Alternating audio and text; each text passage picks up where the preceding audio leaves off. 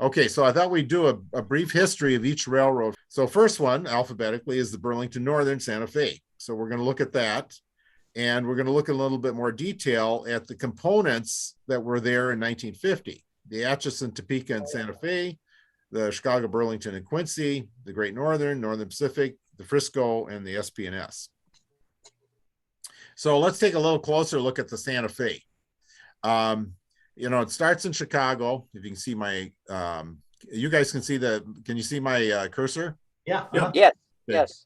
They were chartered in 1859 to go from Atchison to Topeka to Santa Fe.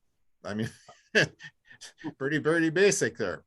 And so they did. They went, here's Atchison up by St. Joseph, and they went to Topeka, and then they kind of went through La Junta down to Santa Fe through Raton Pass. And so they were across Kansas by 1870, and then they went up, then they got into this thing with the Royal Gorge. And if you've ever seen the movie Rio Grande, it was pretty dramatic with Sterling Hayden and everything, but it was actually true. They wanted to go up through Tennessee Pass and go up through the Royal Gorge, and so did the Rio Grande. And so they were both building up west through Cannon City, west of Pueblo, and then they got to the point where it was getting narrow, and so they started blowing each other's track up, and it was a real it was a mess.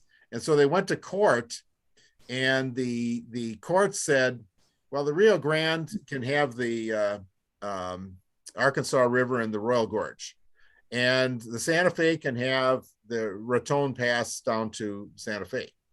So that was the way they split it up.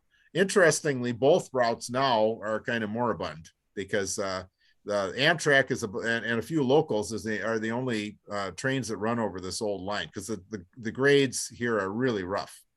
And the old line up through the Royal Gorge up to Grand Junction is over Tennessee Pass. That's almost 11,000 feet. And so the UP is taking everything west of Denver over the Moffett Tunnel, because to lift freight, you have to lift it, when you're hauling freight to thousands of tons, that extra 3,000 feet, between the difference between Moffett Pass and the Moffett Tunnel and Tennessee Pass, it takes a lot of fuel.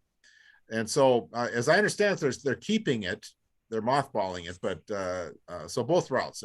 So anyway, they got to Royal Gorge, and then they lost the war with the Rio Grande, so they turned south. And so they went to Santa Fe, and their original goal was they met the Southern Pacific right here in Deming, New Mexico. So they hauled freight down to here, and then it went over the SP to Los Angeles. Well, pretty soon they decided, no, we gotta build our own line. So they reached out, they went through Glorieta Pass, which is north of Raton, Albuquerque in 1880. Then they made their connection in 1881, but they decided, no, we want to build our own line. So they went straight west across. It was pretty easy going, except for Cajon Pass. They went straight across New Mexico and Arizona. And then they got to the West Coast, and then they went down to San Diego, and they went up the San Joaquin Valley to Oakland. That's the Santa Fe. So now, interestingly, they got into Texas, and Texas, as we saw last winter, has their own electric system, and it's called ERCOT, the Electric Reliability Council of Texas, and it's most of Texas up to about the Panhandle. And the Panhandle is part of the national grid. The national grid, because the national grid is basically east of. There's sort of a dividing line right about here. East of there is one grid, and west of there is the other grid, and except for Texas. Of course, Texas has to have their own. But anyway, the railroads in Texas had to be headquartered in Texas, and so that's why you had the Gulf, Colorado, and Santa Fe is this thing here. Mm-hmm. And then there was the Panhandle in Santa Fe that kind of came down through here, and the various other Texas companies. Texas that Santa Fe, owned and operated, but they were Texas companies. Okay, yeah. So interesting. Wisconsin had some of the similar things. Northern States Power Company had to have a Wisconsin company that was based in Wisconsin. It was based in Eau Claire, and all the utilities that operated in Wisconsin had to have that. And I guess early on, some of the railroads did too. So, okay. So then in 1900, this was a separate railroad. This guy wanted to build from Kansas City to the Gulf of California for sending stuff over the ocean. And so they started a railroad called the Kansas City, Mexico, and Orient. And so they started building southwest in this area, and they got down to, I can't pronounce that. Topolobampo. Oh, Topolobampo it's where the well, when I rode on it, it was the Ferrocarril del Pacifico that goes down the east side of the Gulf of Cortez. And Topolobampo is where I got off the overnight train and got on the rail car for the ride up through the mountains up to Chihuahua. oh, okay. Yeah, so I've been on that line. That's a spectacular line. Is that the one that goes through the Copper Canyon and everything? Yep. Well, it doesn't go through it. It goes along the rim, way up along the rim. Okay. Yeah, yeah. And so now it is the Chihuahua and Pacific. So Chihuahua al Pacifico, and that might have been merged into Ferromex at this point. I don't know. Yeah, we're going to look at the National de Mexico a little bit later on, because it is one of the 7, railroads that were, really in North America, the big railroads. Yeah. So in 1928, Texas Oil was really going crazy out here, West Texas, and so the Santa Fe bought the Kansas City, Mexico, and Orient to get this trackage in here, because they were getting a lot of oil, and it was right near the surface. It was great stuff. So the other thing that happened is this I've got some pictures. You'll see Raton Pass right here and Glorieta Pass is really tough grades. And so all the freight, this was the main line. It came from they built from Kansas City to Chicago late in the 1800s. And the main line went through Topeka and then down like this through Dodge City, La Junta, and everything. But the grades here were horrible, so they had to have a lot of helpers. Well, then somebody had the bright idea. They had all these branch lines in southern Kansas. They said, well, we could upgrade those branch lines, and we'll find a nice short route that's low. It doesn't have a lot of grades.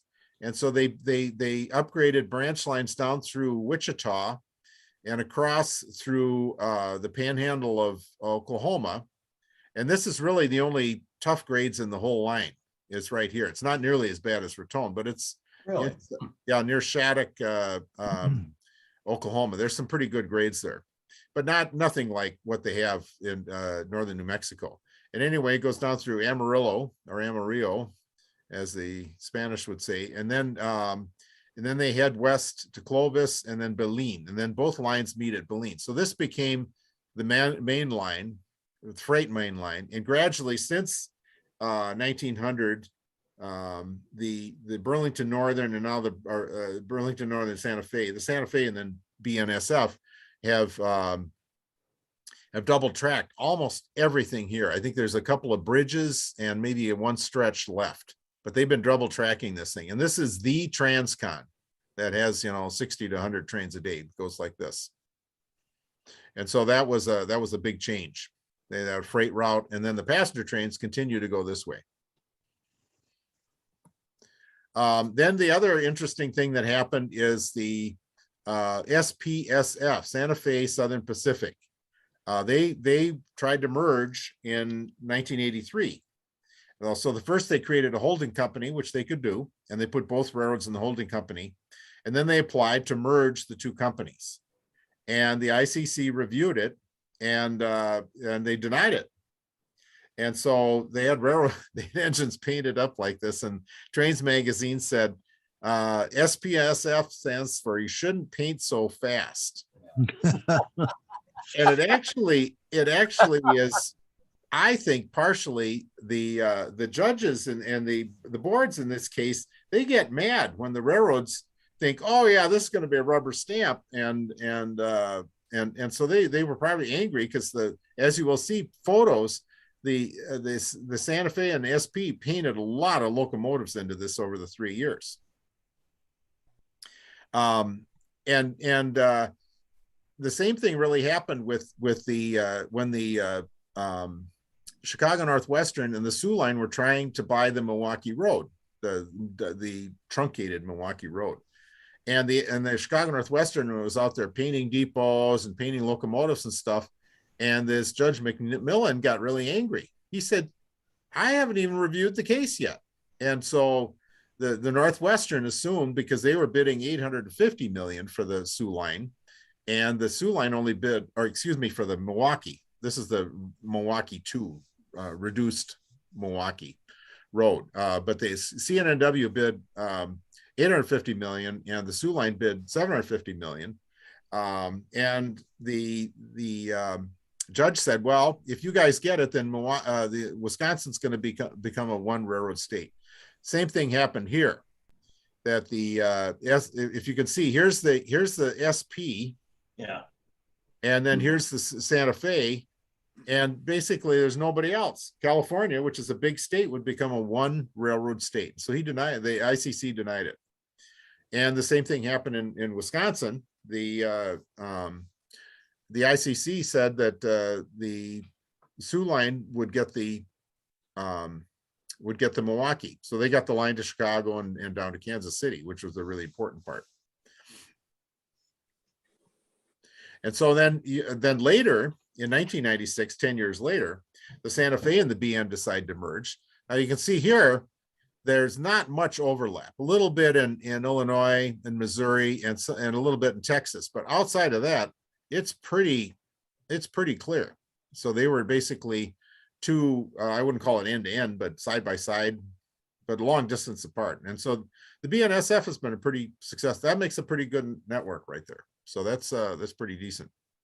What is that coming out of the Bay Area, going southeast and not connecting? This is the Santa Fe has a line to Oakland, and then they go down the San Joaquin Valley, and then they have trackage rights over the SP through Tehachapi.